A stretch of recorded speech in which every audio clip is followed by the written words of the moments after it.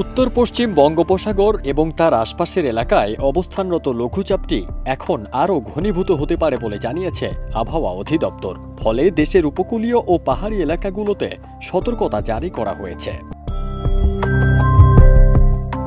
২৮ মে দেওয়া পূর্বাভাসে আবহাওয়া অধিদপ্তর জানায়, সমুদ্র বন্দরগুলোকে ১ নম্বর সতর্ক সংকেত দেখাতে বলা হয়েছে। একই সঙ্গে অভ্যন্তরীণ নদী বন্দরগুলোতেও সতর্কতা দেওয়া হয়েছে। খুলনা, বরিশাল, পটুয়াখালী, নোয়াখালী, কুমিল্লা, চট্টগ্রাম ও কক্সবাজারে ঝড়ো হাওয়ার সঙ্গে বজ্রসহ বৃষ্টির আশঙ্কা রয়েছে। এসব এলাকায় ঘণ্টায় ৪৫ থেকে ৬০ কিলোমিটার গতিতে বাতাস বইতে পারে। ময়মনসিংহ, ঢাকা, খুলনা, বরিশাল, চট্টগ্রাম ও সিলেটের অনেক জায়গায় বৃষ্টি হতে পারে। রংপুর ও রাজশাহীতেও কিছু এলাকায় দমকা হাওয়ার সঙ্গে বৃষ্টির সম্ভাবনা রয়েছে।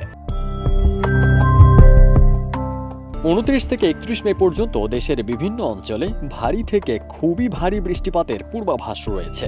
এর মধ্যে সিলেট ও সুনামগঞ্জে ২০০ থেকে ৩০০ মিলিমিটার, রংপুর বিভাগের কুড়িগ্রাম, গাইবান্ধা, লালমনিরহাট সহ কয়েকটি জেলায় ১০০ থেকে ২০০ মিলিমিটার বৃষ্টিপাতের আশঙ্কা রয়েছে। এছাড়া কুমিল্লা, ফেনী, নোয়াখালী, চট্টগ্রাম সহ পার্বত্য জেলাগুলোতেও ১০০ থেকে ২০০ মিলিমিটার বৃষ্টিপাত হতে পারে।